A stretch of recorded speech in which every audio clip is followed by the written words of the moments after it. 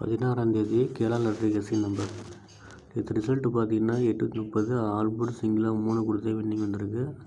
3 number கொடுத்ததில் PC மட்டும் pass ஆகிருக்கு. Winning எடுத்தோன்னா கமெண்ட் பாக்ஸில் கமெண்ட் பண்ணுங்கள். 16ஆம் தேதி ஏ போர்டுக்கு 047 0க்கு பதிலாக 49 கூட ட்ரை பண்ணலாம். ஏன்னா பி போர்டுக்கு 3 ஏ போர்டுக்கு 4 மாற்றலாம் நம்ப, அதை பேஸ் பண்ணி எடுத்திருக்கேன். பி போர்டுக்கு வந்து 024 இந்த ட்ராட் நம்பரை பேஸ் பண்ணி எடுத்திருக்கேன். சி போர்டுக்கு 0 1 2 4 பி போர்டுலேருந்து சி போர்டுக்கு 2 4 வைக்கலாம், 0 1 வைக்கலாம். இந்த 3 செட்டு எடுத்திருக்கேன்.